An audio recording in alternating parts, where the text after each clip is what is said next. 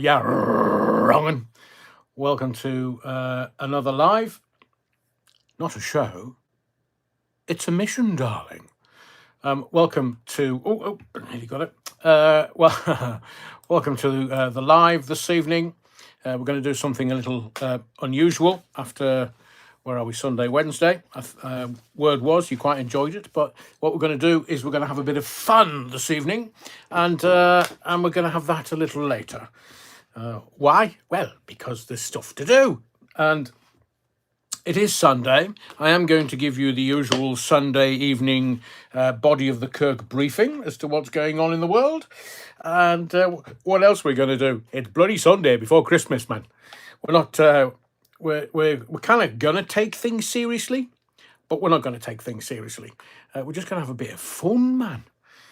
So that will come along a little bit later. We will have. Where are we? I'll tell you what we're going to do in a little while. But I've been ruminating today, reflecting on paganism and the kiddie fiddlers in Rome and stuff. And do you know that they don't talk? Well, I don't know whether to go too deeply into this because it is the little fella's birthday on Wednesday, if you believe the kiddie fiddlers. But what do you mean? What are you calling them that for? Because that's what they are. King paedophile, kiddie fiddlers, rock band from Rome. Let me just have a moment. I need to get something set up so I can dance furiously with you this evening. And that'll do. Yes, that'll do. Right. All sorted, sort of. Maybe not. Maybe I need to do this.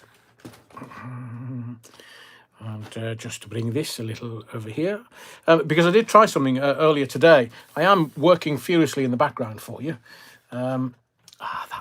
That'll do. I am working furiously in the background to do certain things, which I can't tell you about. I'm not going to tell you about until the new year.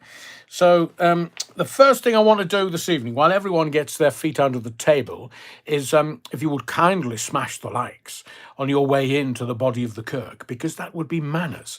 And as we know, manners maketh man. But as I was saying, I was kind of ruminating about this Christian malarkey.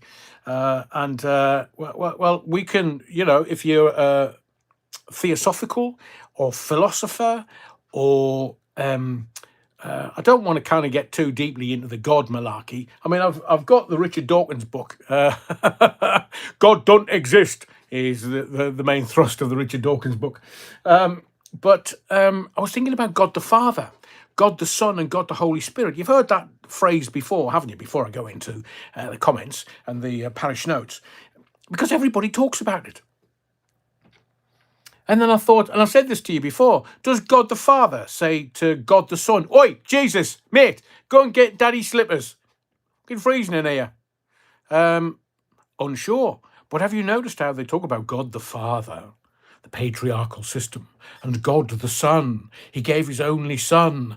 And then they don't talk about the Holy Spirit. Now, is that a bottle of Grey Goose that they keep round the back door? Because you know what these people are like. They're A, backdoor merchants, and B, it might be just a little Tanqueray and a little blue thing, the Holy Spirit. And then I thought, can't be the Holy Spirit. They haven't got tonic water upstairs. So what's the Holy Spirit? And the definition of the Holy Spirit? Your instinct. So let me just throw this at you. God the Father don't exist. God the Son don't exist. It's Yahweh. He's a Jewish carpenter, man. He was the son of a Jewish carpenter. Immaculate conception. Didn't get his end away. Didn't get his wicked way with Mary. No. Can't be doing that, man. It was immaculate. What, they clean up afterwards? But God the Holy Spirit, your intuition. So surely you're God yourself. Oh, there's a subject for another night. I'll take anybody on talking about gods, mate, because none of them, because they exist. Oh, it's the word of God. It's not the word of God. It's man's interpretation of the word in God, you arse. I mean, How sheeple do you have to be? Independent critical thinkers. That's what we've got here on a Sunday and a Wednesday night starting at 7:30. That seems to be sort of the de rigueur timing of everything. But if you are, I mean, I do believe in the divine. I mean, I've seen Jamie Lee Curtis in films. So I believe in the divine, Angelina Jolie. I believe in the divine, Veronica Davenport from Hill Street Blues. Oh, actually, that was it was Veronica Hamill. Was it Joyce Davenport, the character? So, am I looking for an argument tonight? No. It's coming up Christmas, and that's goodwill to all men and women. That includes me and thee. So, I just want to welcome people into the body of Kirk. Please smash the likes on your way in. I don't ask much. I don't ask for anything. But, you know, it would help marvellously and miraculously because things are changing with YouTube, seemingly. Not that, I mean, I kind of look at some of the more successful YouTubers in this space and all of a sudden they're doing other things. And I'm thinking, blimey, what's going on with them? And then I see a video that YouTube put out going, oh, things are going to change in 2026. And I'm thinking, Jesus, 3i Atlas, it must be going to take over Google and YouTube. No, because obviously they're aliens. This technology is not beyond them. It's kind of thousands of years ago, unless they are omniscient, omnipresent, omnipotent God, and they are here, there, and everywhere, to quote a Beatles song. Blimey, Rev, that was a proper stream of consciousness. What you been on? Ibithkith? Yes, quite. So, Tippy Tappy Feet's first in. Jeez. Hello, Tippy Tappy Feet. I've decided tonight that because it's goodwill to all men, that includes me and thee, that if you've been in the body of the Kirk and you've kind of seen some of the lives and some of the stuff, but you've never commented on any of the lives, we are most welcome. It's a broad Kirk, this body of the Kirk. So I just wanted to pop your cherry because it's Christmas and it's goodwill and I want to give you me goodwill. So if you are a first timer, just say, hello, Merry Christmas, Reverend, and I'll pop your cherry, so to speak. Literally, you tart. So, Tippy Tappy Feet, welcome. Des Ashton, just ringing the notification bell. Looking forward to tonight's mission, briefing, and decodes of recent events. Such a great help in deciding between distraction and reality. Des, you're most welcome, young sir. Welcome to the body of the Kirk. And don't forget to smash the likes on the way in. Yeah, wrong. Yes, please. See if we can get it over 100 before we even get started. David Graham said so. Evening so far. David Graham, afternoon, evening, folks. Well, it's now officially,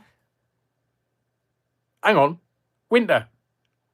So today, we're not size queens by any stretch of the imagination, but if it's short, it's short. And today is shorter. The nights are getting shorter.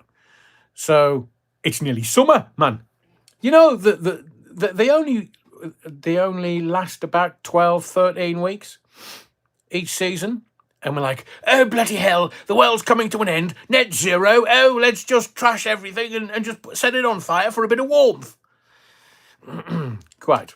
David, welcome to the body of the Kirk. It's the winter solstice and it will last until spring arrives on March 20th, 2026. Really? March that far away? No, it's only a few weeks. Hang on, 8, 9, 10 weeks-ish. Make that 12. Good evening, Adrian. So, evening, David. Welcome to the body of the Kirk, young sir. And if I get too close, it's because I've been looking on big telly, to see how this looks. And, well, what can I say? My ugly fizz on a big telly. Oh, it's enough to scare the neighbours and the kids and the cat. It's not the first time I've scared a pussy before. Cat, dog, growler, whatever you want to call them. They're all the same, cats and dogs. Dogs and cats and dogs. Paulie Galtieri says, good evening, Adrian. Yeah, wrong. Hope you've had a good day. It's been interesting, Paulie. Cough's going. So welcome to Body of Kirk, Paulie.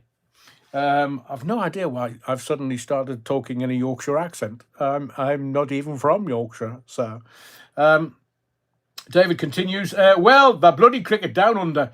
Australia didn't turn out to be good for England. again. The Aussies are 3 up. God blimey, it's unlike an Aussie wanting to be 3 up. And have now retained the Ashes for England now. It's just pride to play for. Oh, they'll be just out at the bars, man, having a rare old time.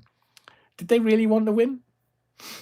Australia, really that better? I mean, to put it into context, I was a bit naff as a batsman. I was a captain of a cricket team. I wasn't very good. I'd normally go in about 6 or 7 just to, flash hard. Nothing better than flashing hard, darling. And I would score a few runs, but I could turn my arm over. My best bowling figures are 5 for 5 off 2 overs. Just saying. 5 wickets into. Oh, I say. Neil, thank you, kind sir. Thank you for your continued support. Getting in early. And hang on. Right, I'm just going to try something here. Let me do that. No. Oh, for bagger.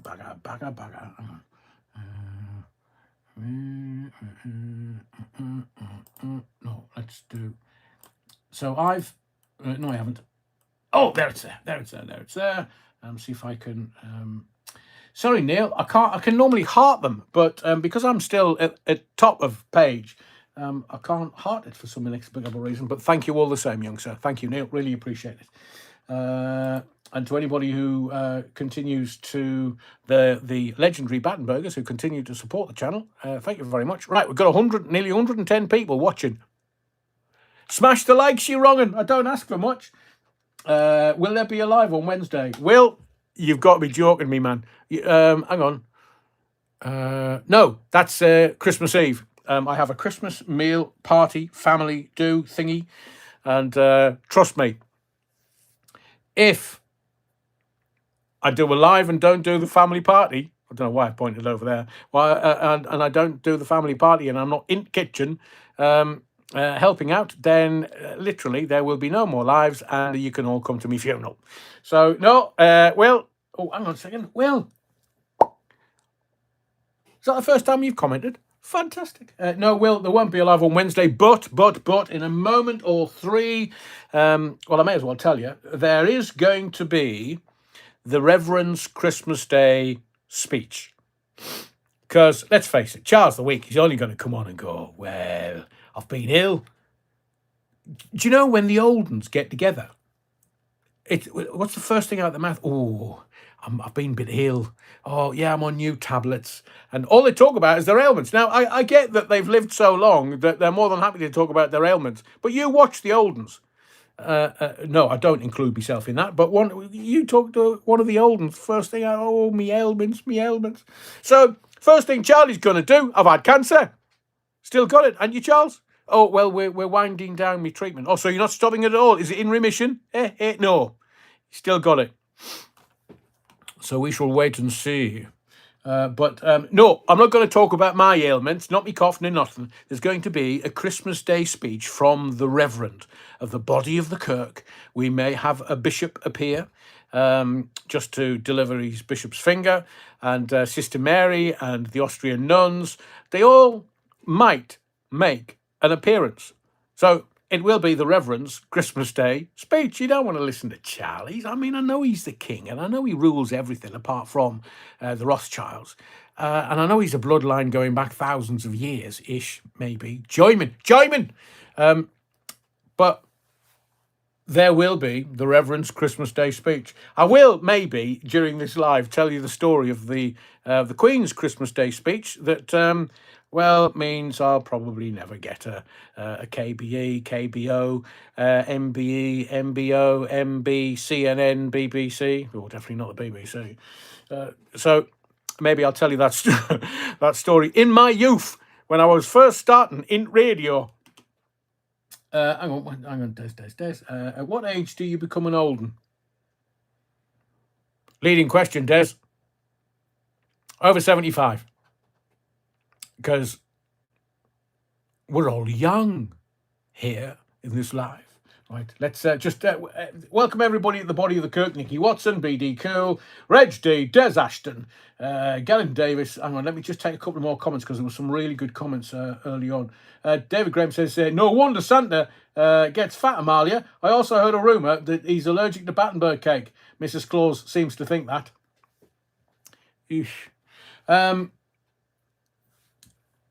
Amalia, welcome. I see you, welcome. Amalia, he's been sacked. You can't sack Father Christmas. He's sackless, from what I've heard. Even Hitler only had one ball. Napoleon blown apart has been... Oh, Napoleon blown apart. Welcome, young sir. And Mrs. Blown apart, and Mrs. Ashton, and Mrs. Everybody. But Battenberg is the staff of life. So one has to have someone. Oh, hang on. There's... Whose computer says Fox to Oscar?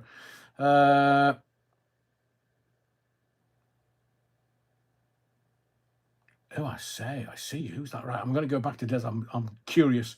I'm a cynical old tart, and B, I just want to see who Des is talking about. Des, stick it in the comments. Recently, Ulysses of Eriu.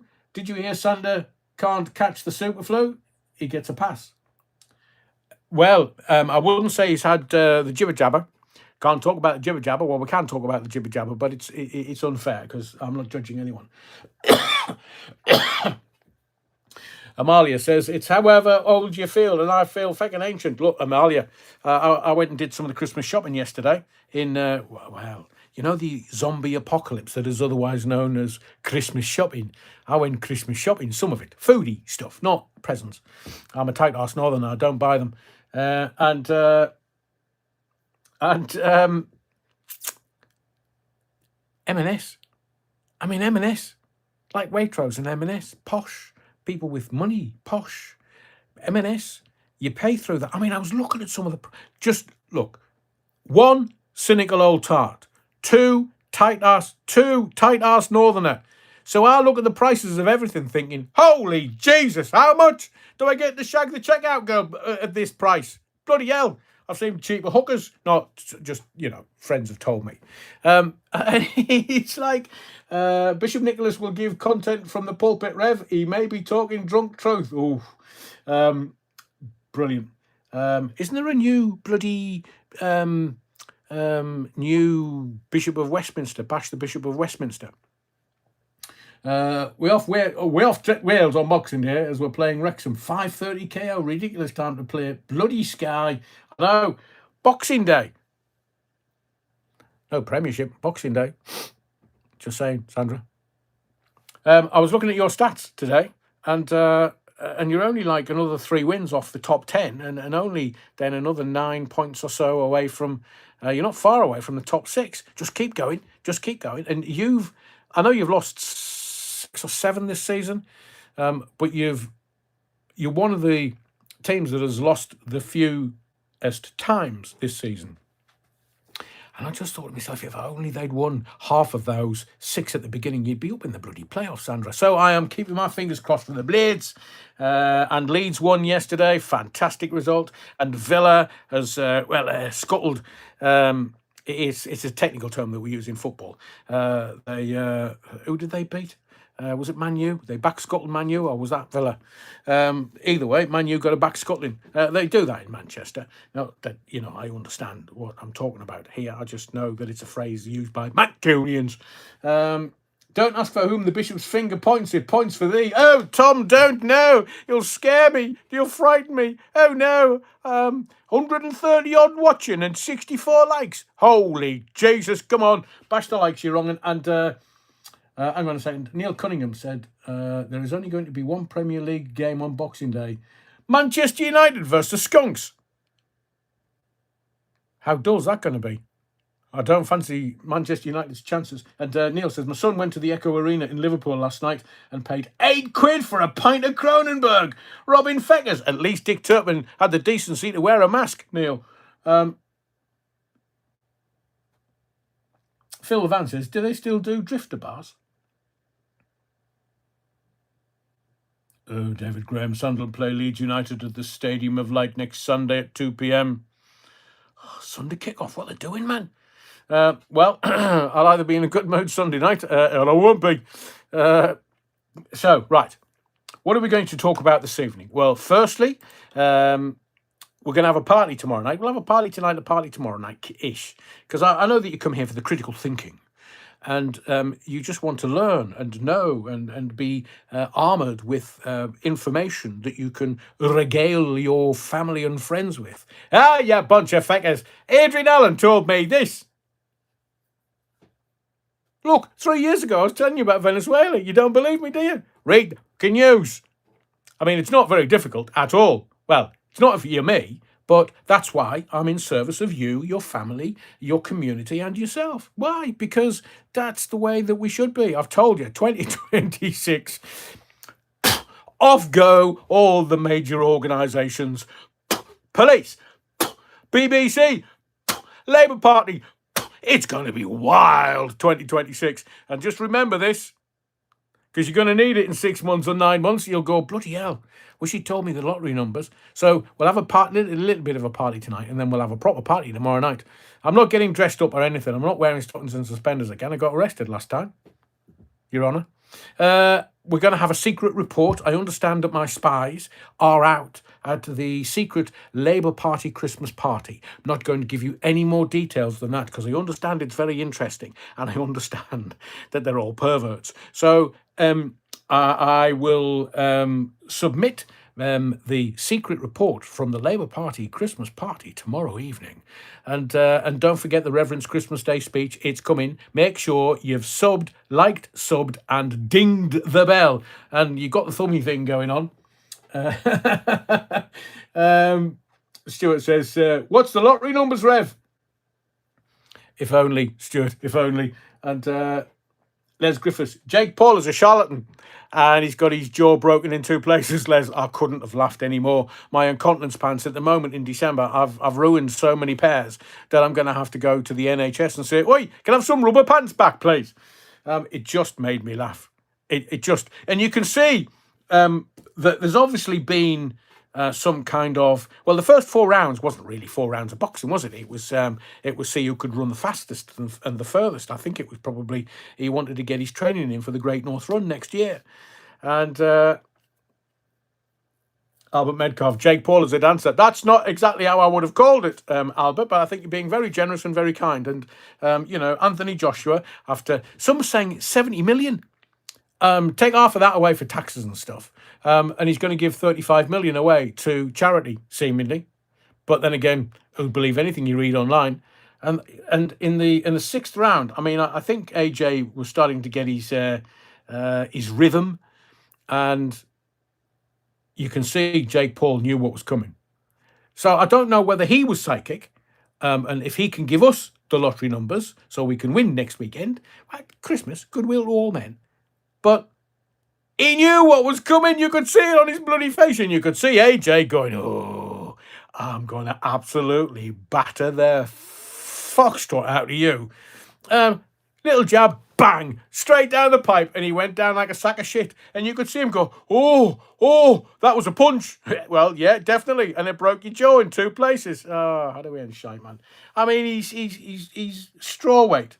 He's just a skinny lad, put a whole load of weight on, cruiserweight at best, taking on one of the best heavyweights of recent times, who can dig a bit. But then again, if I was to say to you, 70 million to go and run around for 4 rounds and then let somebody hit you and knock you out, would you take it? I would, at half the price. So, hang on, Phil Levan, my prediction for next year, Lammy and Abbott with both saying something stupid, and neither one of them can add up. Although, I think Lammy's been on the fat jabs, because you don't lose weight with the amount that he consumes, as in food. Did you see the back of that taxi? Quite. Damn, he'll be drinking beer through a straw for Christmas. Oops, Comic Mania. I know, oops, but 70 million. So, but hang on, if AJ was going to get 70 million pounds, what does that mean? Because they went 50-50 with the purse, didn't they? Tommy Cooper says, don't go to those places. I won't. David Graham also says, best Christmas card I read was one that said, if you don't get this card by Christmas, then happy Easter. Brilliant. So Weeble, Starmer, wobbles, but won't fall down. I know, Des. I know. But I am going to talk about that. just letting you know what's going on. And tonight we had the sound clash on Wednesday, so after 8 we'll do a film clash. We are going to identify, me and thee. We're going to identify the best Christmas movie ever, and we're going to use a top 10ish that I've got. So we have 8 rounds, head to head. You decide with your votes, and we'll see what the number one is. Is it going to be The Expected? Is it going to be... Well, I'll leave it down to your votes. Your votes count. What do points make? Very quick comments. By the way, if you're new and you haven't commented, just wish everyone in, because we're a community here. BD Cool, Gremlins, Cuban Pete 1. I don't know why Cuban Pete. You always do that, and it always makes me laugh. It's literally no idea. I have just counted, and I have at least 10 selection boxes in the house, plus tubs of celebrations. Right, everybody ran to David Graham's. We're all going to get fat over Christmas. They said today in the newspapers that we're going to eat something like 6,000 calories. Amateurs. Amateurs. It's a Wonderful Life. Well, we'll see. Merry Christmas, yeah. Wrong. And Ulysses of Eriu. I know that Ulysses of Eriu has been around quite a long time, but Merry Christmas to your tour. Anybody that hasn't commented before, just say, hello, Merry Christmas to the body of the Kirk, and I will pop your cherry, because we haven't done that for quite a while. Karina says, hi, Adrian, and all running late tonight. Karina, how very dare you? How very dare you? I know it's Christmas, and there'll be a lot of people walking the dogs tomorrow morning going, oh, I'm so glad I've got 2 weeks off. Because why do we ramp up the speed of life in the week before Christmas so that we get to the week of Christmas going, oh, I need a rest? And then there are those who want to cook a massive big dinner for lunch. That's really going to confuse the Northerners, because the Southerners call dinner supper, the Northerners called supper, supper's dinner, supper's supper when you come back from the pub, shitted. And dinner is dinner time in the north, and dinner is evening meal in the south. And it's like, nah, the twain shall meet, man. So, Even Stephen, oh, welcome you. I can still pop your cherry, Even Stephen. Haven't commented in a while, so I might need me cherry to be repopped twice, just to make sure, Even Stephen. Phil the Van, see the price of Ferrero Rocher? Look, Ferrero Rocher, I was going to hold a bank up and say, keep all your money, just give me all your chocolate. I mean, I went into a local American-style supermarket where you pay membership, Costco. 15 quid for a tub of Quality Street. I literally wet myself laughing. 15 quid. And how many tins were there left? All of them. Because we're tight-ass Northerners. 15 quid for a tub of nearly 2 kilogram of chocolates. I mean, they'd be gone Christmas Day. We'd have to go out Boxing Day, buy another one. That'd be 30 quid for a couple of days chocolate. I'd a way in shite, man. Dinner is lunch and tea is dinner. And tea is... with shandy drinkers, tea is high tea. You get scones and sandwiches for some inexplicable reason. I mean, how fat do they want to be? Lardies. But in my youth, I only ever had one meal a day, and now they're calling it a fad, and they're going like, oh, 1 meal a day, yes, it'll keep you slim, keep me slim, and kept me away from starvation. Yeah, wrong'uns. Have you seen the price of my favourite bar, Toblerone? I wait for the gag. Stuart, just for you. Brr, brr. If you don't know, you don't know. I'm not going to tell you, but you put it in and you take it out. Brr, out. Brr. I'm not going to tell you anymore. If you're not a man or woman of the world, work it out for yourself. What's this? Me mum was a lampshade and me dad a bar of soap in my YouTube feed. Am I saying poorly? Well, the algorithm just presents things to you that it believes you will enjoy. That's David Cameron. He gets pig fucking. Ferrero Rocher and a lock-in on Sainsbury's. Did they? Did they? Well, you can't get out of Sainsbury's unless you buy Ferrero Rocher. Bloody hell. I bought 15 quid for a tub of Quality Street. The thieving bastards. I paid 6 quid for my Toblerone from a bargain shop. Comic Mania, you've been done. But, because I do like a bit of Toblerone, so I do keep an eye on the price when it used to be 4 quid. With your Tesco's points card or something.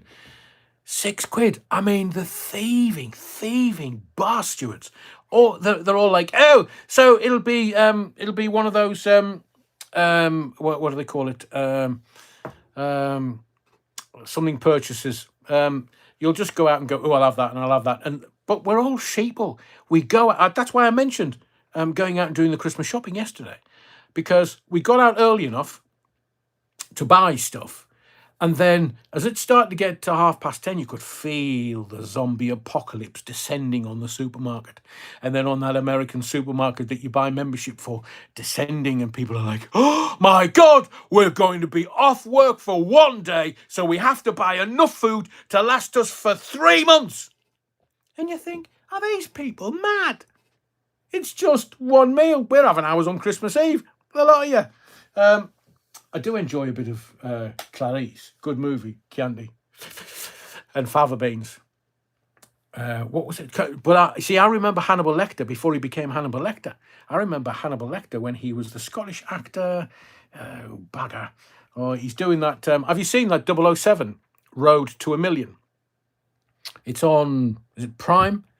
They spent a shit ton of money. It's a series. They're doing all the Bond films, and they've got, it's reality TV. Brian Cox was the original Hannibal Lecter. And it is before Silence of the Lambs. But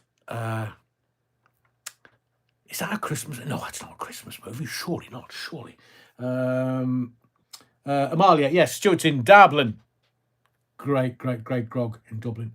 Support your local shoplifters and black economy. Got all my chocolate and meat off them this year. Yeah, normally the drug addicts, they go in, rob the store, come out and go into the local pub and start flogging it. Do you want this steak for £1? Thank you. We'll keep you in drugs. Don't worry. No, I'm being facetious, of course. No, unacceptable.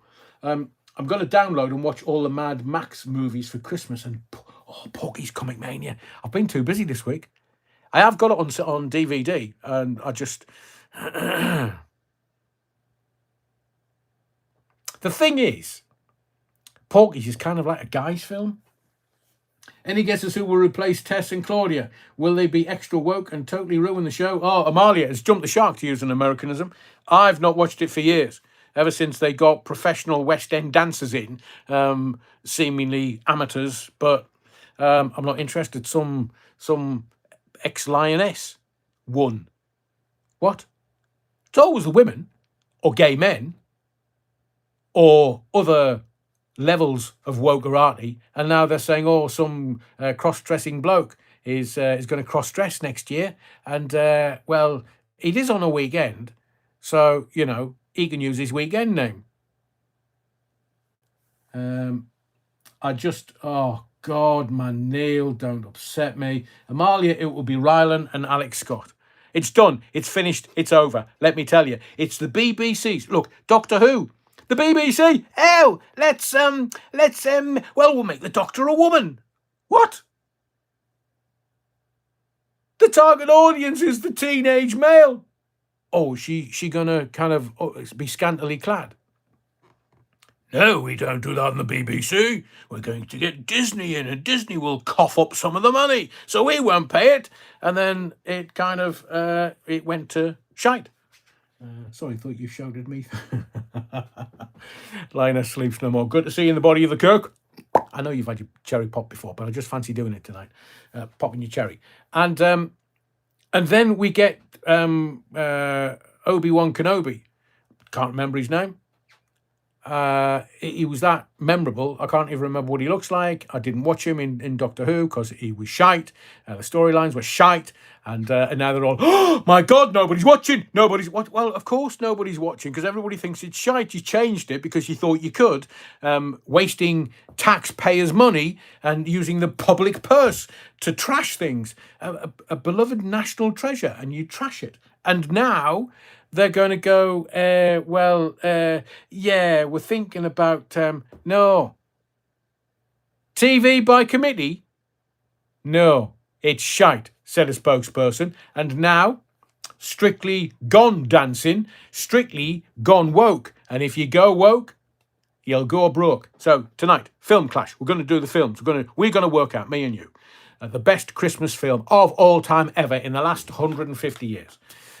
yes, I know there wasn't film 150 years ago. I'm just, building me part. We're going to talk about the Epstein files. Oh, my word. We're going to talk about Christmas cards. Are Christmas cards dead? Anyway, talk about that. We'll talk about Erica Kirk, who I say, the bloody truth's coming out now. Candace Owens and Erica Kirk, a 4-hour meeting. What about? We'll talk about that. And we'll talk about 3i Atlas. Oh, did you notice on Friday it was meant to be like little, bloody hell, have you seen the little green men? The little green men are coming after us. Oh my God, what we're going to do? We're not going to do anything. Can you imagine NASA? Billions and billions, hundreds of billions dollars spent on the moon landings. And they've destroyed all the tapes, all the films, all the footage, all the trajectory information, all the tech that got man on the moon. I mean, in your mobile phone, it has more tech, more processing power than the processing power, seemingly, they used to get man on the moon in the late 60s. Unless Stanley Kubrick wasn't, they just, seemingly the word is that they went out into the desert to film it so that they could show everybody whilst man was on the moon. They're saying man went on the moon, but they just filmed it in the desert in America, in the Californian desert somewhere, or the American desert somewhere, just so that people would go, oh, look, it's a bloke on the moon. Amalia, £3.40 stamp for a tiny Christmas card to me aunt in Italy. I thought they'd made a mistake. Couldn't fucking believe it. I would have, I can't condone violence, but Amalia, I would have dragged them across the counter and said, we'll go halves, shall we? £3.40 to Italy. Jesus, it's cheaper to buy a plane ticket out to Sicily and post it out there. Bloody thing. My Russian watch has more tech. I know, Comic Mania. I mean, how they can get away with it, I've no idea. So we're going to talk about that. And I hear, the Labour Party, it's in civil revolt. That's all I can say. Because, do you know Starmer he's come out? Not out, but he's done. He's finished. He's over. He's gone.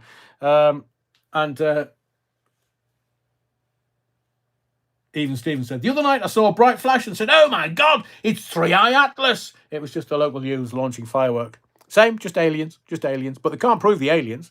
So I thought they weren't going to bring the aliens out until 2027, when they get near the completion of Agenda 2030, so that we'll go, oh!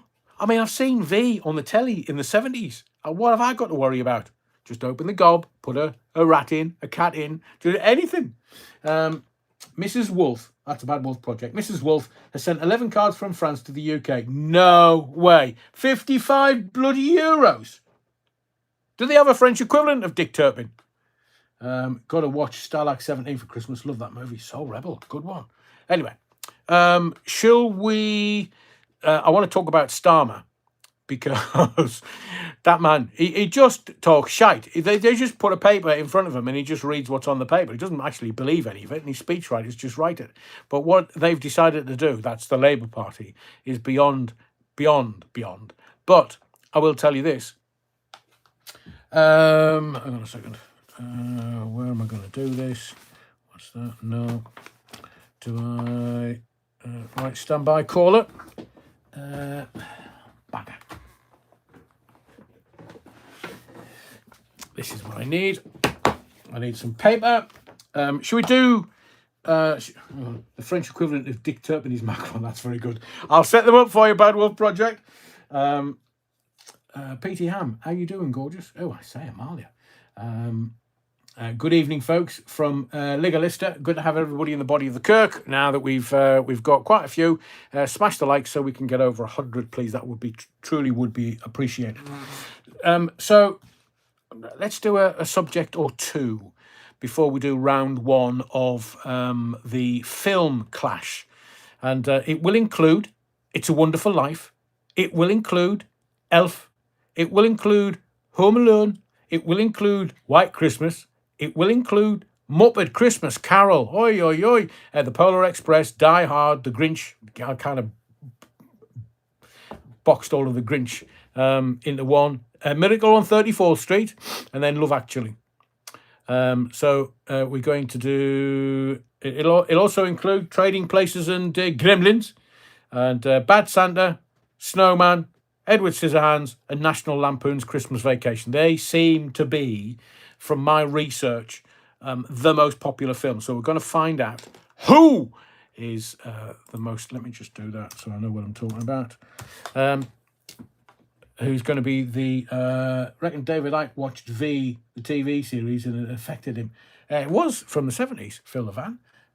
They don't show Polar Express anymore. Tom Hanks. Can't say anymore.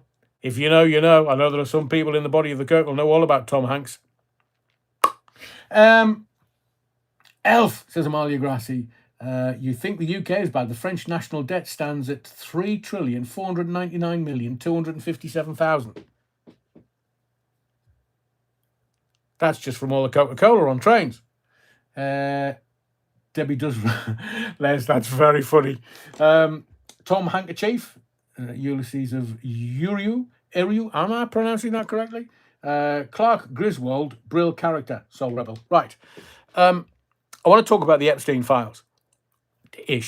Because, well, on the left of this particular aeroplane, see what I did there? We have the Democrats, we have the politically left, like Rob Rayner. I'm going to mention him in a second. 17 times to Epstein Island. How does that work? Revered as a national treasure in America, and he went to Epstein Island 17 times. What was he doing? Measuring up all the houses for new curtains or something? When's the last time you saw an Abbott and Costello movie on the telly? Oh, they're funny as. And Laurel and Hardy. I mean, although it was my granddad, he used to laugh uproariously at Laurel and Hardy. He's dead now, been dead for quite a few years. But there's nothing better than a bit of slapstick and tickle, according to Squeeze.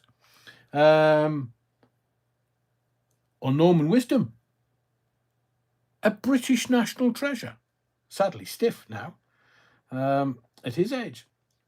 That's got to be Cockney rhyming slang. Tom Hanks. A hangbank. I loved Tommy Cooper.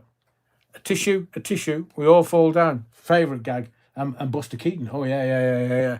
So, but tonight we're concentrating on just balancing things out. Stuff that we need to know about and decoded by my very... Bill Hicks. TMG. Bill Hicks. My view, best comedian in the world, or used to be, certainly. I've got loads of books by him, and on him. He's just brilliant. Hicks is still alive, wink, wink. Is he? So those cancer sticks. Bruce Willis is so old that the next in the franchise is Die Semi. Les Griffiths, if he did Die Semi, I would put it all down to... you see, the gag would have worked if I could remember her name. Alex Jones, Paulie Galtieri. Oh, yeah. Some people, one of the conspiracy theories is that Bill Hicks is actually Alex Jones. Demi, yeah, Die Semi, because of, yeah. It's a shit gag now, man. You're probably laughing at me because I made, he's donating his brain to science when he dies. Dementia. Is he? I mean, I know loads of people that have kind of shuffled off this mortal coil and gone, oh, you can have me body. I'll leave it to science. And the scientists go, not touching that. What did you die of? Well, death. It's quite final. No, we don't want you. Just chuck it. Just put it on the funeral pyre. We'll burn it. It'll smell a bit whiffy, but we'll put some Battenberg in there with it, and it'll smell fragrant. Little Bobby Thompson, Albert Metcalf. I know. See, Porridge, the movie yesterday. It was gag after gag after gag all the way through. I know. The Gagmeisters were the 60s and 70s, but now the BBC go and work, oh, you can't talk about that. We need to put Mrs. Brown's boys on who use the very same gags that they would have used in the 70s. How does that work then? Alex Jones is not Bill Hicks. Neither is he what many think. Oh, I'm with you, Les. He's Jewish. He's backed by the Jews. Alex Jones. Is his wife Jewish? And some of the money that supports him is Jewish? So... Israel, Bibi Netanyahu, they've got their fingers in all kinds of stuff, except Sister Mary. She's, she's choosy. Right. Should we do the Epstein files? So on Friday, we were going to get 3i Atlas, and somebody was like, Adrian, the aliens are going to distract everybody from the Epstein files. And then everybody over the weekend, literally loads of people have contacted me. Ulysses Averiu, Bibi is the devil on earth. I am with you. I am with you. There's a lot more that we could say. And as Q, some people say it's either Donald Trump or Melania Trump. Q has said, saving Israel for last. Oh, I say, what are they going to do? Is it the that New York synagogue that has tunnels underneath it, that they concreted the tunnels in after taking the mattresses out from down in the tunnels with stains on? And you don't need me to tell you anymore. Still game is quality. Agreed. Love Still game, says Albert and Lewis. Blue Beam, Ulysses Averiu. Blue Beam, as in Project Blue Beam. Well, I thought they were saving that for 2027 when they were going to introduce the aliens. Because they wanted the Democrats back in power. Have you noticed how it's always the bloody Americans that, oh no, we've got loads of aliens and we've got Area 51. So I had a bit of a conversation with somebody that I trust implicitly because they're also a seeker of truth. And Area 51, everybody's saying, oh, it's where the Americans hide all the aliens and where they reverse engineer all the alien technology. What would you say if I said there are hundreds and thousands of children that go missing in America?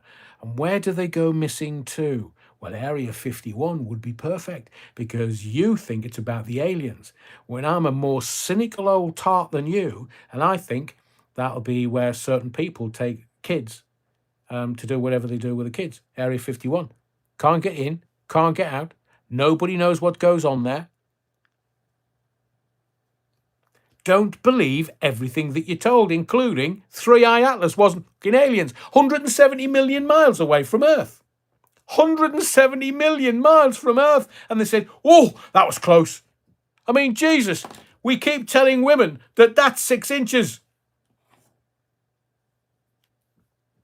800,000 American children alone. Thank you, Les. So what if I said to you, we need to do research on what Area 51 actually does? It's not little green men. It's not aliens. What if I told you it was 800,000 children that were being trafficked? That would make more sense. By the way, if I don't make the live tomorrow night, you now know why. Apophis will pass about 20,000 miles from Earth's surface on April 13, 2029. Ooh, Bad Wolf Project. So will that be the 4th one? So we've got 3, and this is the 4th in our lifetime. And before that, Younger Dryas, 11,000 years ago. Although I really wish the aliens would come. Amalia, they're not gonna come and give us a cuddle. They're not even going to cook us a meal. Bless them. They're just going to come and go, you're eating what? Crickets. What are you eating crickets for? We bring ours with us. And I have looked at some, look, forgive me, but I have looked at some prepper sites, and they're like, nah, crickets is no good. Buy rabbits, because rabbits shag every day, and rabbits procreate like fucking rabbits.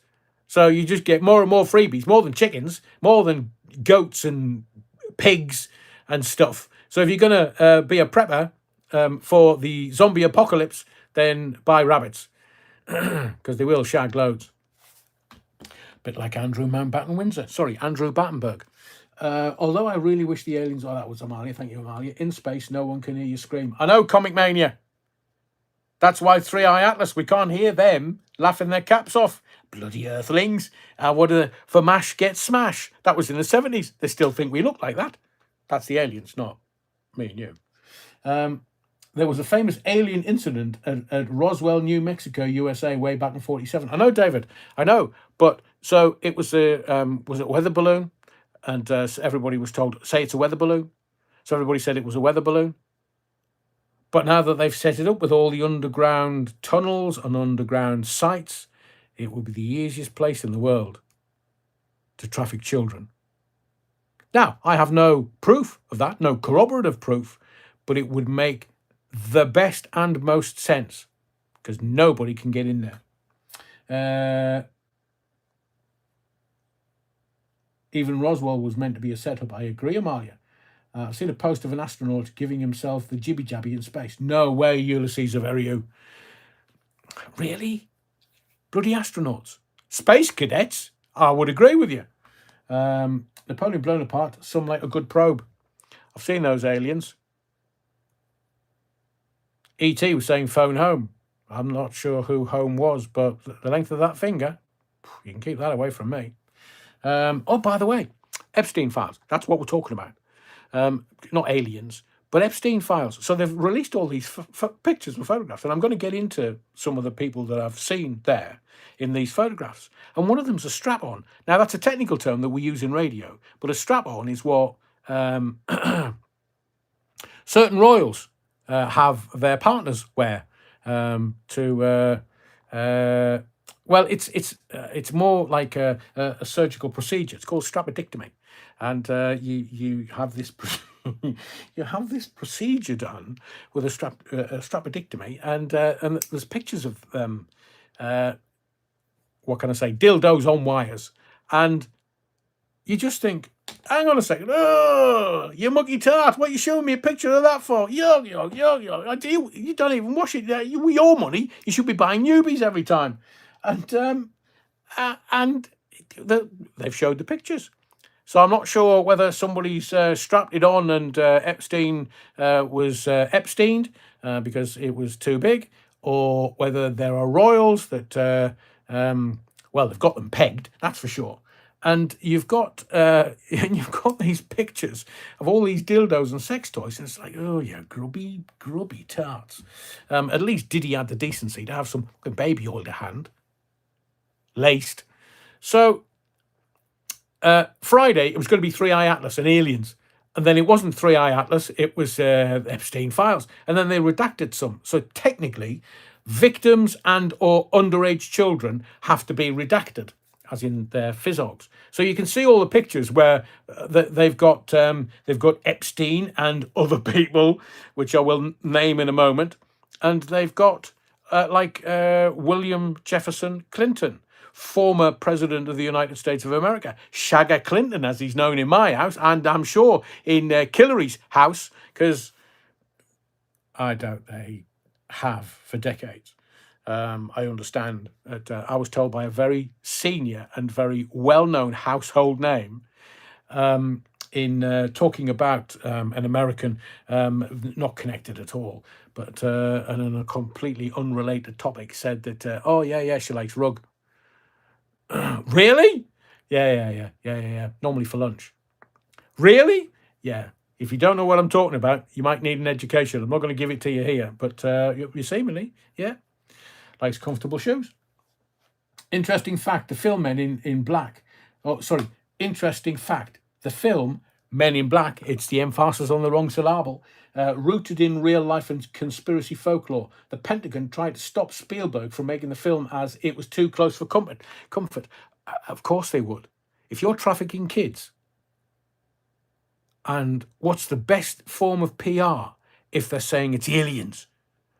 It's retrofitting alien technology. You say, oh, no, Stephen, that's far too close. We've got aliens at Area 51. It's just a great cover story. Forgive me for being a complete conspiracy theorist. In fact, I am thinking about asking Father Christmas for a little tinfoil hat for Christmas so I could wear it on here. I also want a turban. Should have bought one while I was in Egypt a couple of years ago, because then I could sit here and go, oh, my psychic senses, my psychic intuition, God the Father, God the Son, God the Holy Spirit. See what I did there? I don't chuck this bloody program together, you understand? I'll layer it for you, you tart. Yeah, wrong. So God the Father, God the Son, and God the Holy Spirit. His instinct, God's instinct, would be, Adrian, wear your tinfoil hat. Did Bill have his saxophone with his? Comic Mania. No, somebody else blew it for him. It's all right. You can smash the likes. Cappy said Spielberg was a wrong un. Yeah, there is that. There is that. I mean, Hollywood is full of them. Absolutely steaming full of them. But we'll get back to Epstein and the strap-ons. And we'll get back to Epstein, who, in Epstein's wardrobe, they're talking closet, because obviously some people who went to the island were in the closet, and some people who went to the island were out of the closet. Those that were out of the closet possibly went to the Diddy parties, because the big dick deviants were just like having their wicked way. I mean, Justin Bieber was never the same, nor some of the women. But on Friday, they released the info and pictures. An IDF, Israeli Defense Force, IDF shirt. Well, it was a crew neck sweatshirt, was found in the closet of Jeffrey Epstein. Jeffrey Epstein wasn't even in the closet. I think they just didn't care. As I say, the Romans used to say, women for procreation, men for recreation. So at that level, it's probably exactly the same. Spielberg and Epstein photographed together. There you go. Bad Wolf Project. Thank you for that. So, as Q has said, and Donald Trump, so we don't know whether Q is actually Malia. New film coming from Malia Trump, Malia, First Lady of the United States, January 30th, end of January, after 1 year. They've done some doc. Not quite sure. I think it's in the cinema rather than streamed. But she doesn't need money, really, does she? Paul from Newcastle. Hello, Paul from Newcastle. Hello. There you go. Talking about strap-ons. I've just popped your cherry for you. I'm going to have to lay down in a darkened room after this, says Tom Harneys. Well, I never, Tom. Genuinely, I've never. Huh? Amani? Comic Mania. Justice.gov. Epstein. Ooh. Oh, sorry, US Justice. And hang on, what? Kaz, yup. Red shoes as a giveaway. Oh, I say. Did you see the picture of Bill in a dress? Everyone focused on the blue dress, but nobody noticed the red shoes. Apparently, it's a club. Do you want me to tell you? Right, if you're all sitting down, there is a term called Friends of Dorothy. And it's a thing. It is a thing in certain communities. And that's why she followed the Yellow Brick Road. That's why Elton John had the album referencing the Yellow Brick Road. And that's why Friends of Dorothy wear red shoes. That's why I've just referenced the Romans. Men for recreation, women for procreation. So why would William be wearing the red shoes? Friend of Dorothy. Strap-ons, anyone? Well, might not need the strap-on. Depends who it is. So Kaz has obviously got this. Red shoes. I mean, Kate Bush did, what was her album? Red Shoes. And it's just a kind of, it's not a euphemism as such, but it's if man can ever get his head round symbolism, he will get the answer to life, the universe, and everything. Oh, that is brilliant, Paul from Newcastle. Do you know, I should make some for next year. Thinking, conspiracy Christmas crackers. Everyone gets a tinfoil hat. Isn't that fantastic? I'm definitely going to have a look at that. I thought that Elton's album was called Hello.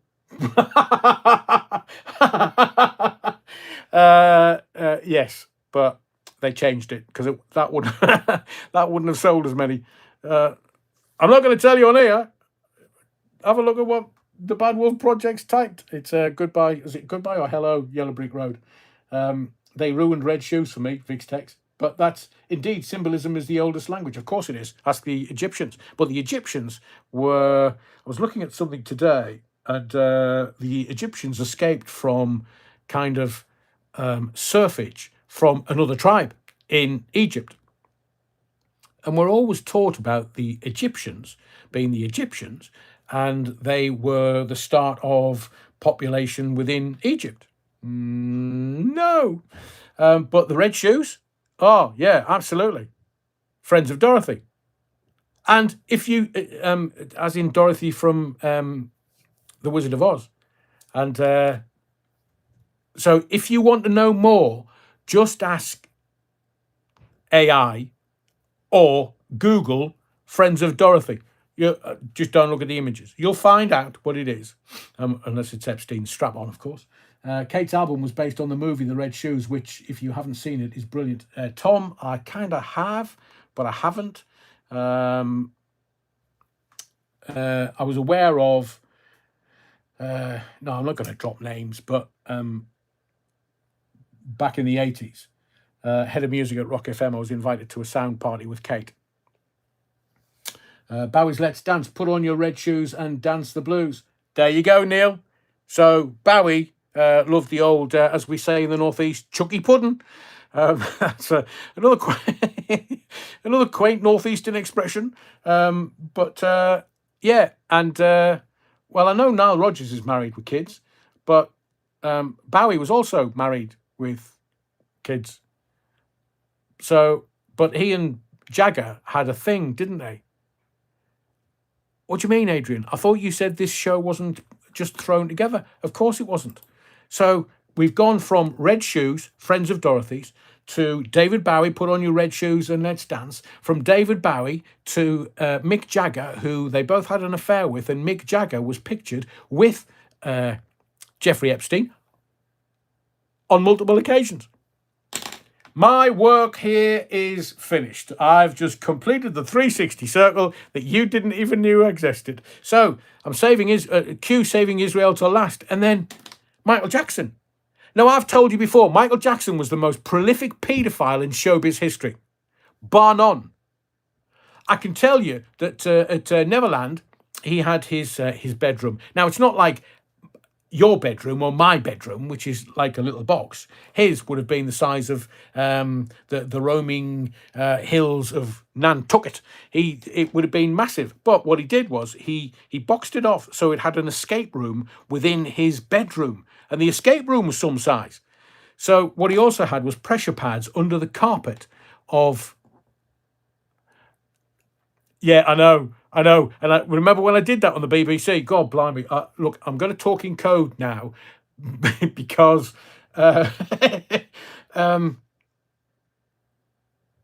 get back to Jackson in a second. I'm going to tell you a little story about the BBC. There is a reason why I worked for the BBC for a couple of years, not long, for a couple of years, was because I was too out there for them. Really. I mean...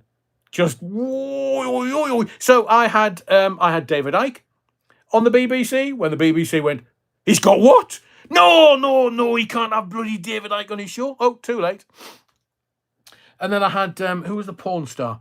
I had the porn star who eventually went mad. And the porn star shagged grannies on film. Can't remember his name, but I had him on.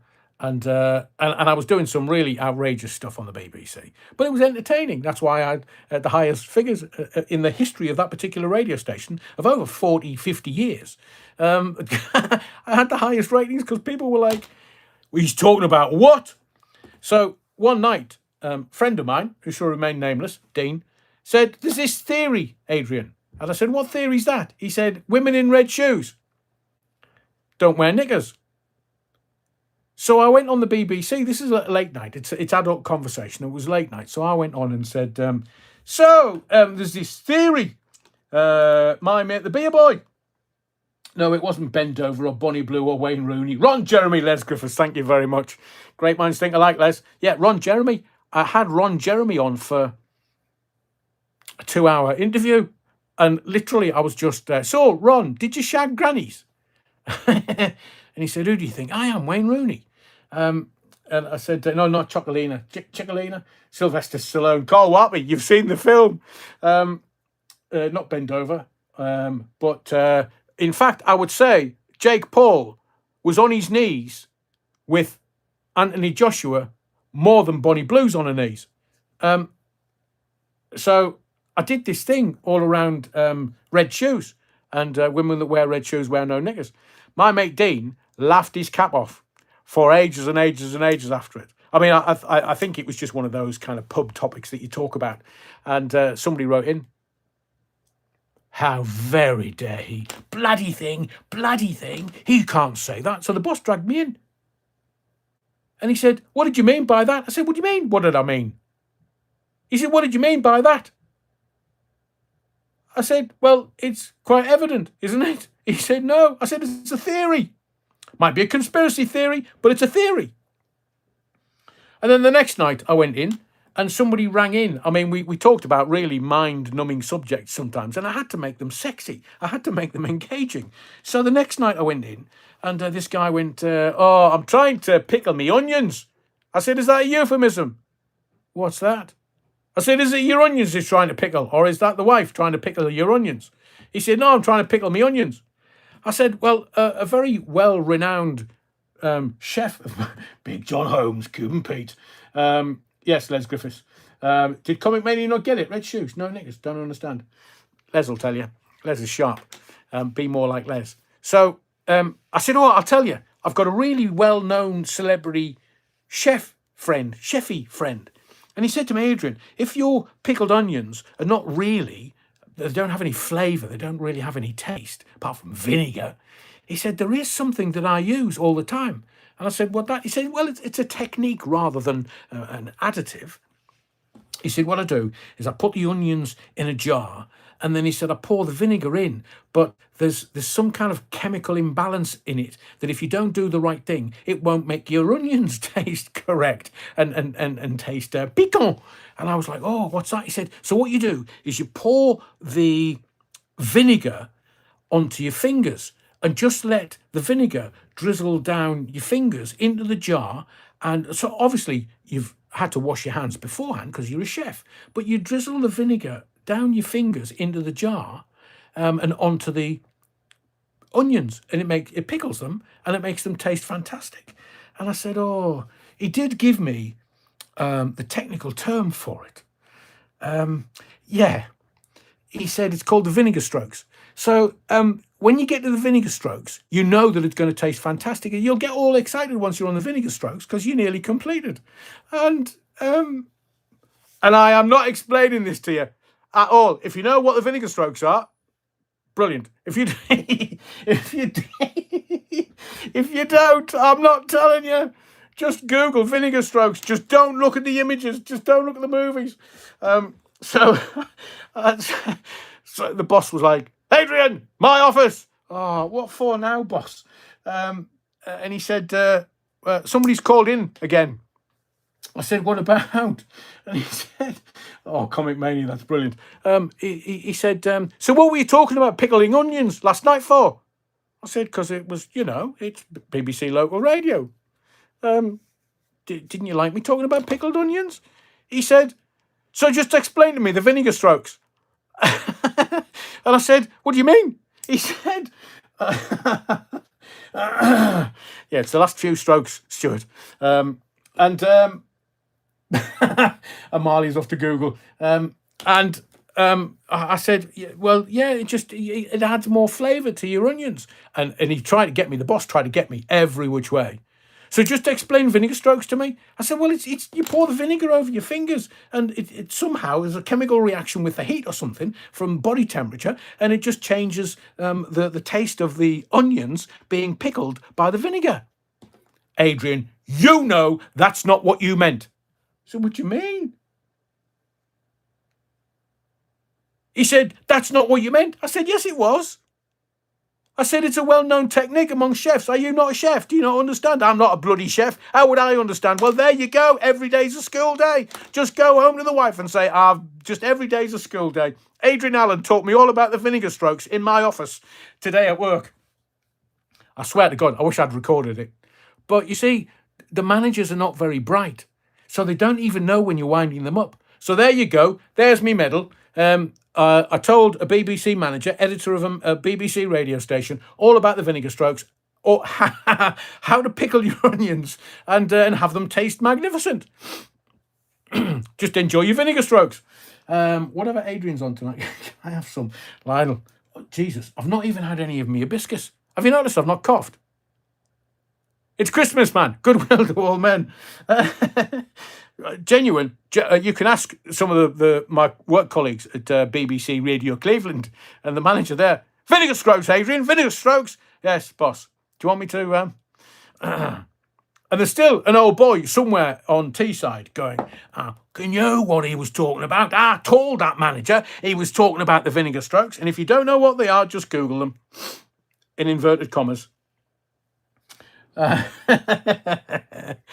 Oh, dear Lord. Now do you know why I don't work for the BBC anymore? Not only did we do the red shoes, follow the yellow brick road, follow the yellow brick road.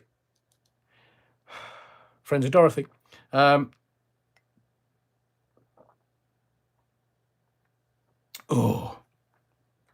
Maybe I should tell you more of me stories of stuff. Adrian, got anywhere with publishing yet? No, I see you. No, I still need a hand. But at the moment, book's finished. I've done lots of stuff around it. I've had a very, very kind person email me with lots of information, which I'm going to sit down and digest over the next few days. But the run-up to Christmas has just been insane. And David Icke, having Icke on, must have rattled a few cages. Oh, Ulysses Severiou, the understatement of the year. I was dragged into that office. What were you doing? What were you doing? What were you... David Icke. He's a former BBC employee. Can't have former BBC employees on. No, you can't. And it's... Look, managers are not bright. Those that can do go on the radio and are very successful. Those that can't end up in management because they're as thick as pig shit. So I used to just... unless they were kind of friends of mine, and there are very few people that I would work for in radio. Very few. They have to have my respect before I'll go anywhere near them. David Lloyd being one of them. If you know about David, just the most fantastic man, manager, director, everything. He once came to me and said, how did you get away with calling the Pope chief paedophile? I said, because it's the truth. He said, I don't know how you got away with it. Because somebody had complained that I called the Pope chief paedophile. And he said, I don't know how you got away with it. I said, because they looked at what I said and it was in context. It was in context that North America is going to be bankrupted. The Catholic Church in North America is going to be bankrupted by all the abuse that the priests in the Catholic Church have been doing to the kids in North America. So I can call him chief paedophile because he's the head of the fucking Catholic Church and it lands at his door. How the hell did you get away with that, Adrian? And there was other ones where I didn't think I was going to get away with it. And he came down, he used to come to me, Adrian, can we have another meeting, please? Yeah, boss. So I'd go in the meeting and he's like, I don't know how you got away with this. I was like, what? Was the complaint upheld? No. And there was one complaint upheld when I was doing Century Radio in the Northeast. And what I did was the Sun newspaper, I took some of the facts out of an article around economic migrants. I took the information out of the Sun newspaper and I went on air that night and I used that information thinking it's gotten past the Sun's legal team, editorial team, so it must be there or thereabouts.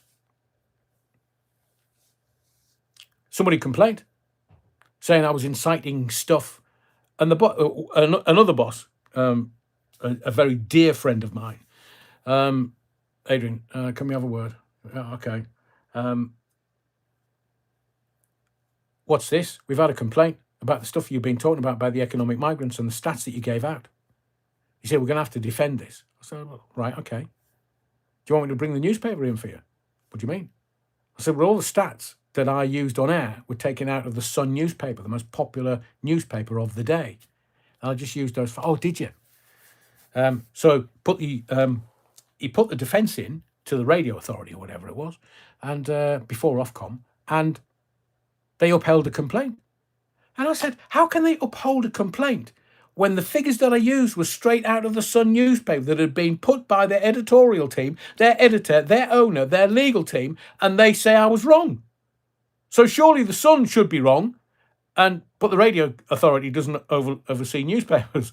So it's Albert Metcalf, Pope on the fiddle, probably one of the owners, Ulysses Severiou. Yeah, absolutely.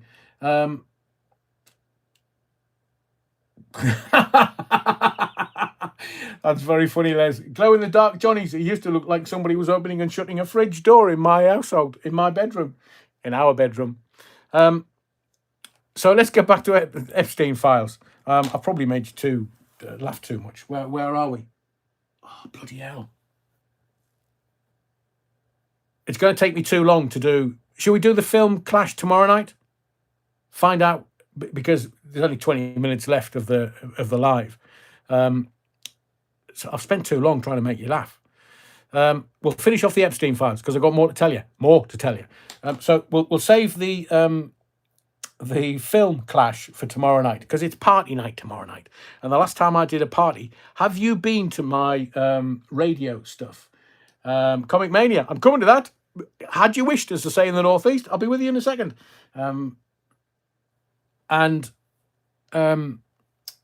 So the first anniversary of Real Radio in South Wales, I did something called Fake or Real. And I invited the ladies of the parish, possibly of the body of the Kirk, if they wanted to come on, and we would play When Harry Met Sally. You know that infamous scene in the cafe where she's faking an orgasm. I can say that, I'm sure. She's faking an orgasm in front of Billy Crystal. And obviously her real life mum is sitting over there after she's faked one and goes, can I have what she's having? That was her mother, genuinely. So for the first anniversary of Real Radio in South Wales, I mean, we were flying. My show at night was bigger than all of the other radio stations combined at that time of the evening. And even the boss was impressed at the figures for the late night phone-in, because we were doing adult, not blue, but adult, no sweary Mary, no, not potty mouth, but we were doing stuff that adults were never allowed to speak of. So on the late night phone-in in South Wales, we talk about the Welsh being inbred. And there were all these people ringing in going, oh yeah, my dad's brother made my sister pregnant with 3 kids. Hang on, let me work that out. So we had subjects that ordinarily adult human beings with experience of life in all of its various glories couldn't talk about. So there was, on the first birthday, I thought, what am I going to do? That's what we'll do. We'll do When Harry Met Sally on the radio. We can't do it on the telly or in the film. We'll do it on the radio.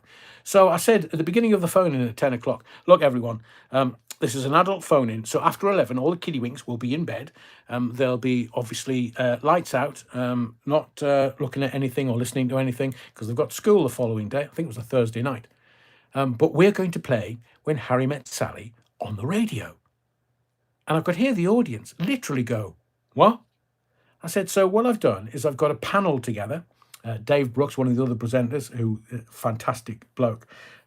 We had the Stud Muffin, who was my phone op, and we had some of the other lads from in the radio station that had stayed for the party come into the studio. And what I invited the ladies of the parish to do is come and play When Harry Met Sally.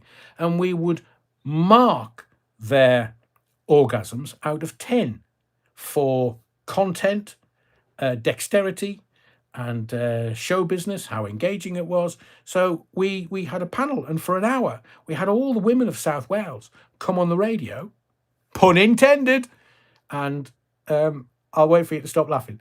And they came on my late night phone-in and faked an orgasm.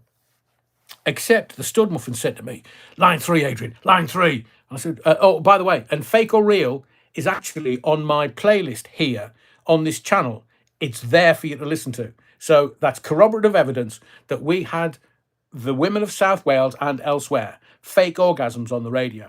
Now, there are other major radio names that always wanted to be Howard Stern. Lots of the national boys, Chris Evans, what's his face from Leeds. They all want to be Howard Stern. I just got on and did it. And it was just for 90 minutes. Stuart, so yes, there's one. In that Fake or Real, there is a real one. So Stud Muffin was through the glass and he said to me, line 3, line 3, line 3. I was like, close the microphone while the ads are playing out. What line 3? He said, there's women having sex on line 3. So what do you mean? He said, listen to it. And sure enough, I'm listening on pre-fade before it goes out on air. And there was 2 women having sex.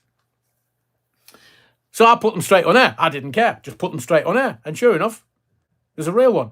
Now, I will not say which one's fake or real. But there's a real one in there, and it's on this channel, and it's in my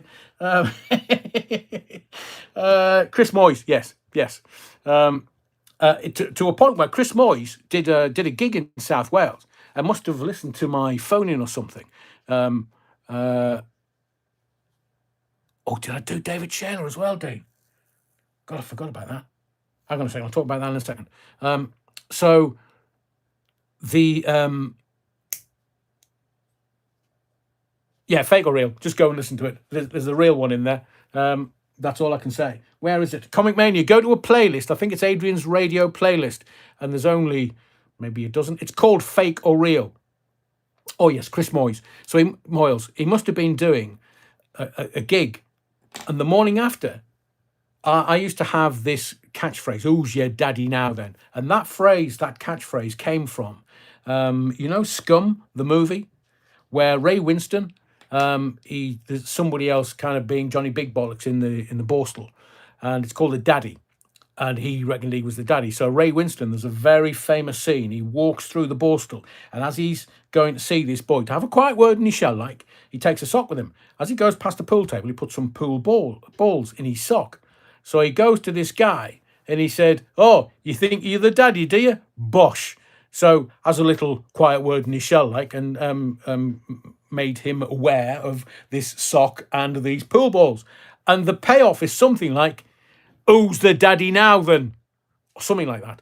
So for a few weeks we were using that, "Who's the daddy?" or "Who's your daddy now then?" And if I haven't already put it up there, there's some radio stuff on my playlist on this channel with maybe an explanation of that, or one of the jingles that we did. Chris Moyles must have heard that, because the next morning, unbeknownst to me, he was using "Who's your daddy now then?" on Radio 1. And somebody rang me and went, "Here, Chris Moyles is using your catchphrase." What? Yeah, go and have a listen. Sure enough, "Who's your daddy now then?" I was like, Moyles, fucking hell. D. Woodburn. Welcome, D. First time at Merry Christmas, Reverend. I've smashed the likes. You are brilliant. I've learned so much from you. Or how to get the vinegar strokes on the radio, and orgasms, and porn stars. And so also one of the one of the other things that kind of got me they didn't renew my contract was, can you remember an intelligence officer, MI6 intelligence officer, David Shayler? I did an interview with him, and I think I might be able to get a copy of it and put it on here. So I was asking him proper stuff, like proper intelligence officer stuff.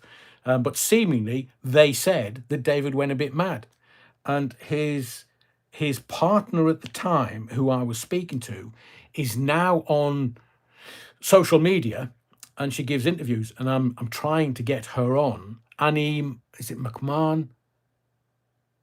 That's not how it's kind of spelt like that, but it's not pronounced like that.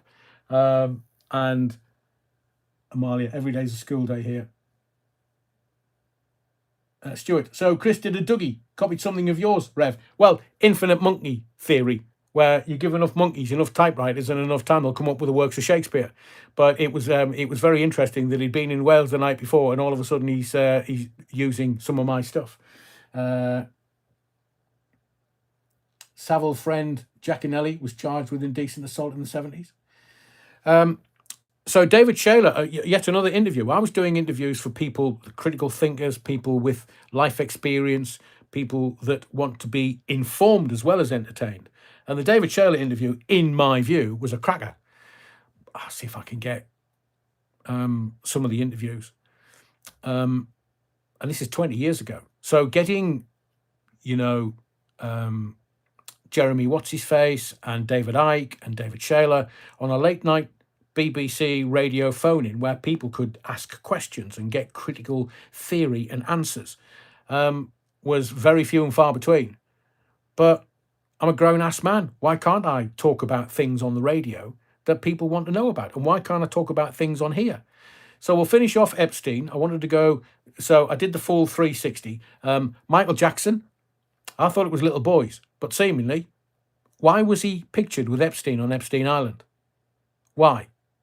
Was he borrowing money? But as I've told you before,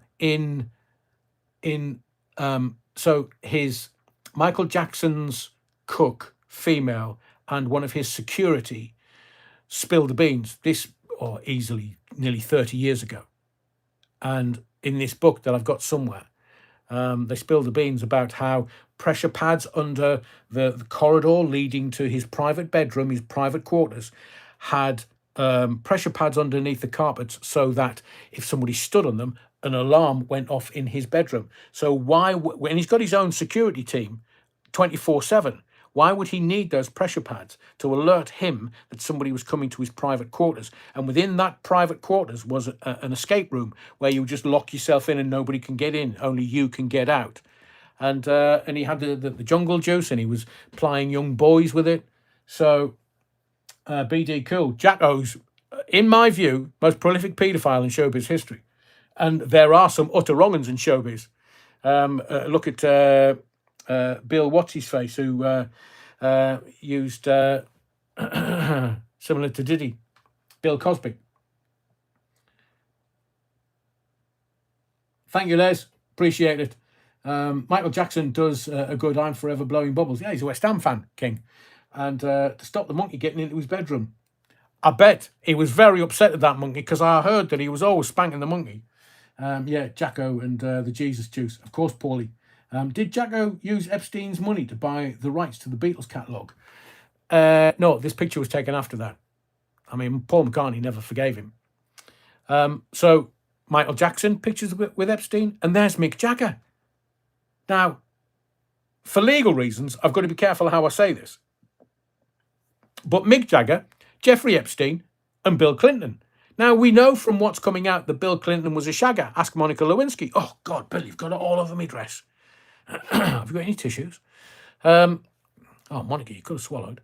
So, Bill, the shagger Clinton, William Jefferson, and there's Hillary, Guillory, Frazzledrip. Don't Google it. Don't, please. Don't.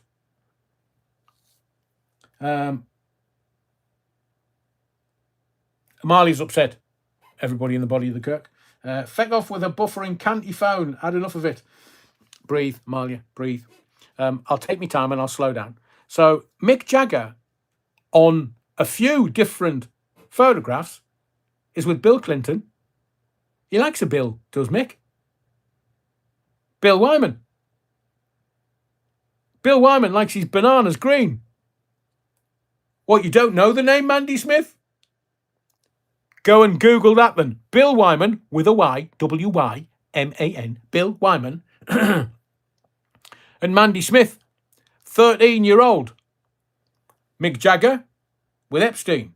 Now, Mick Jagger's got enough money not to need money from Epstein or kind of financial advice. I mean, I've seen his house on Richmond Hill that overlooks the Thames. Beautiful, beautiful, beautiful house.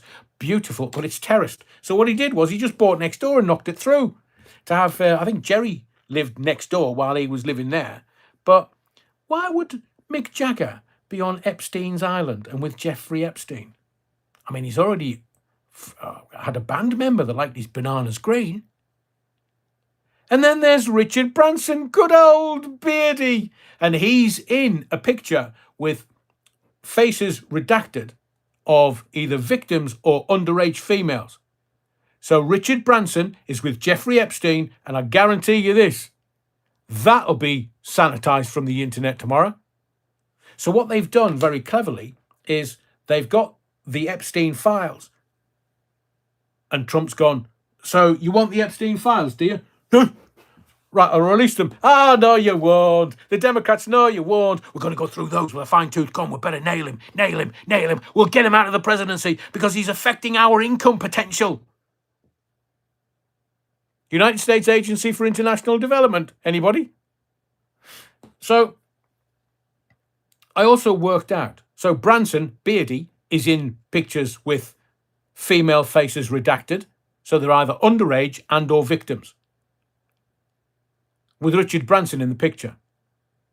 And Jeffrey Epstein. So does Richard Branson want to come out and tell us what his relationship with Jeffrey Epstein was and what he was doing on Jeffrey Epstein's island. And did he ever have Jeffrey Epstein on Necker Island? Because that's Beardy's island. Just asking for a friend. They're legitimate journalistic questions, in my view. And then I got to thinking, why won't they bring back the death penalty in this country? Oh, because they'll make mistakes. Really? So, open and shut case. Primary evidence for the prosecution, my lord? Southport. Don't think there's very many people would disagree with that. But I don't think it's because they'll make a mistake. Now, call me a cynical old tart. I believe that the reason why they will never bring the death penalty back into this country is because there are a certain class of people that do such heinous things that they would end up hanging or whatever they would do if the death penalty was brought back. They're not bringing it back because they'll make mistakes in the judiciary. They won't bring it back because a certain class of individual will end up in that particular net and end up with the death penalty. So it's to save the metaphorical necks of a certain class of people. I shan't go any further with that, but it was just something that came to me a little earlier today. Simply put, the sick and twisted will get caught in that particular death penalty net. And they don't want that. I mean, there are certain politicians, if I may be so bold, that have a colour for a second name, that seemingly the word is that he just disappeared off the planet, face of the planet. Chief Whip disappeared, injunctions, nobody can talk about it, nobody can mention it, because seemingly there was a member of parliament that was involved with somebody that ended up in hospital with horrendous injuries. I'm not going to say any more than that either. No. Kenneth Noel Curran? No, that's for another day, another story, another live. It's our net connection here. It's Arceus, Fet now. Yeah, Elm Guesthouse, Paulie, yes, but I'm not talking about that. I'm having to use code and dance about a little bit for legal reasons. I can't identify anyone. But it's kind of one of those open secrets that people start and throw out accusations like, oh, there's an injunction out and there's this and there's that and more often than not, there's not. It's just they don't want you talking about it. So I will kind of round this particular story off with this. The fight that we're undergoing here is, in America, some people are saying it's the left, it's the Democrats, it's the Clintons, it's the Obamas, because, where is it? Let me just get this so I've got there. Yes, so I want to tell you about the Obamas, Bathhouse Barry, and Big Mike. I want to tell you about the Clintons, because the Clintons didn't appear a week ago, didn't appear at a congressional hearing with Hillary's convenient health scare. So they didn't have to appear at the congressional hearing because Hillary took a turn. Obviously wrapped herself up in a rug. But they've now been ordered to appear before the committee mid-January, or a warrant for their arrest will be issued. But as I've been predicting all year this year, because last winter when and I said a year ago in December, I told you that in 2025 Epstein was going to make a reappearance, and you were like, behave, he's not going to come back from the dead. He's not dead, so he's not going to come back from the dead. Have you not seen the video of him on Epstein Island and then disappears sharp? And I think his brother is looking after stuff.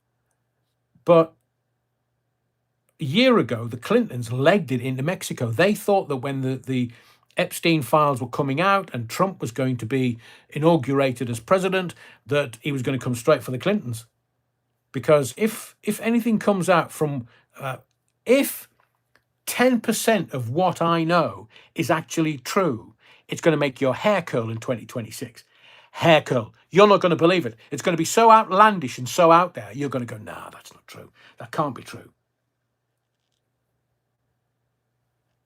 Miley, that's very pleasant. Has she still got that hole in her tongue?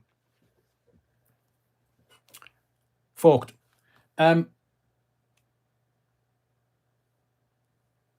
Peter Sadler, welcome to the Body of the Kirk, young sir. And if anybody else is new to Peter Sadler's not, but anybody else that's new to the Body of the Kirk, if you leave me a comment, just Merry Christmas to everybody in the Body of the Kirk, I will pop your cherry tonight and tomorrow. So the Obamas are next. Bathhouse Barry and Big Mike, they're next. So they're going to have to appear before a congressional hearing. And if some of the stuff that he's done, like the Russia hoax, according to the Trump administration, then if it's been while he's been president, he can get away with that. But if it was after he was president, he's in the shite, basically, technical term that we use in radio. So the Clintons and the Obamas and President Doolally, President Brown Trousers, President Shitty Pants, he doesn't even know what day of the week is.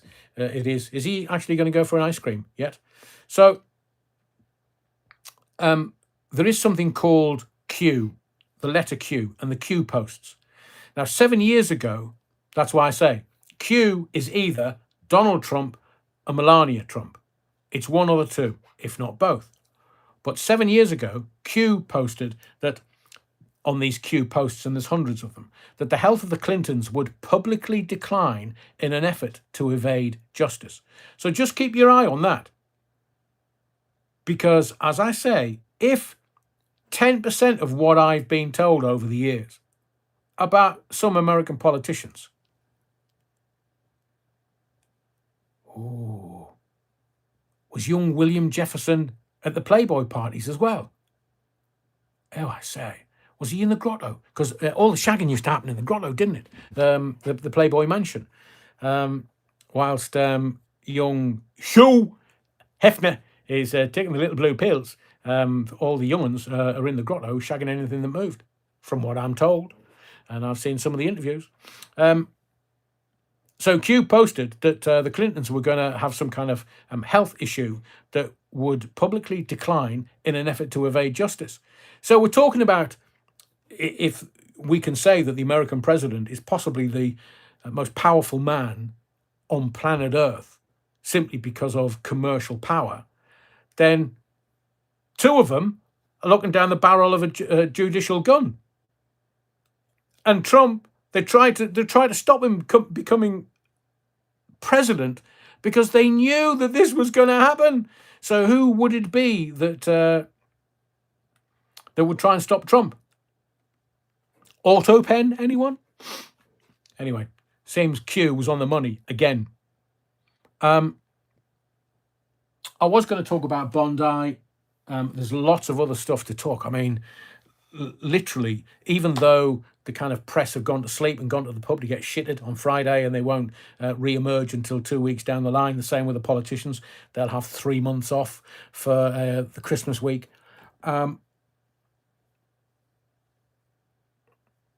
Les. Q, hang on a second. Q is a group of 10 people, 7 being military, and Trump is Q+. Well, it would be, wouldn't he, Les? But it's very, I mean, a lot more people. And thank you for that, Les. Always appreciate your work. It just looks like there's so much going on, and they're releasing. So Friday afternoon, as a little aside, Friday afternoon, 4:45, HarperCollins released that they've released David Walliams from doing work for them. Now, obviously, I have my sources, showbiz sources, and some of the stuff I literally can't bring here. I can't, as much as I would love to. And that's why sometimes I'll speak in code, and I'll kind of do other things so that you get the gist of it. But can't really give you what I know because bloody hell, man, they'll cancel this, and I'd be doing porridge next to Dougie, and there's so much that I want to kind of talk to you about. Right, Amali's offering us a cup of tea and some roulade. Now all down to the kitchen. And that American supermarket, they've got a massive box of Jacob's crackers, all the different... that's going to last me about half an hour. Well, just saying, if you got roulade, I'll bring the crackers. Mind you, plenty of those in the body of the Kirk tonight.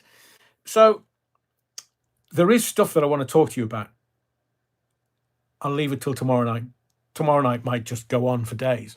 But we'll... Thank you for your likes, your subscriptions. Please, if you feel so inclined, hype some of my videos. I really do appreciate all of that you do.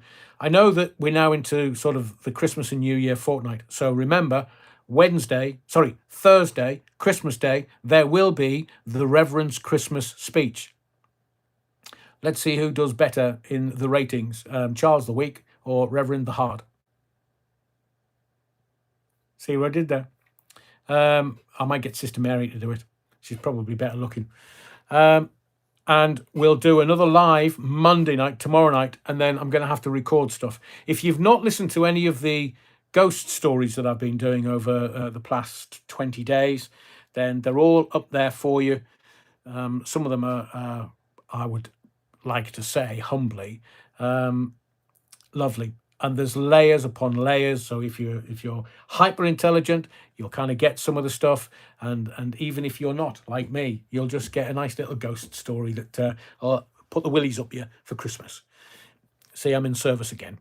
So look after yourself. Be well. It's a challenging and difficult time of the year. I know that a lot of people will go to their families and have a lovely time, but there are people that won't, that may be on their own. So I've got your back. I will put little entertainment things here over Christmas to look after you, just so that you still feel part of the community, that we know that you're there and we've just got your back. We don't want you to feel certain things at this time of the year. So I might just make you smile and giggle, but other times I might just make your bloody hair curl. So my name's Adrian Allen. This was Theatre of the Mind Live number 273. It's not a show. This is a mission, and the mission is truth. And there's more new stuff coming. Wait till we get into the new year. You're going to love it. So look after yourself. Be well. Tomorrow night, Monday night, 7:15, Parish Notes, 7:30, we'll start the party. And tomorrow night, we will do the film Clash. We definitely will kind of stagger it through the whole 90 minutes. We just, I think the Epstein Files is covering a lot of ground at the moment. If I haven't got everything out this evening, so to speak, we'll do more of that tomorrow. Look after yourself. Be well. Don't get caught with this dreaded lurgy. And I'll see you tomorrow night, 7:15, 7:30. To everyone that's been in the body of the Kirk, appreciate your support. Thank you for your kindness. And I'll see you tomorrow night, Monday night, 7:30.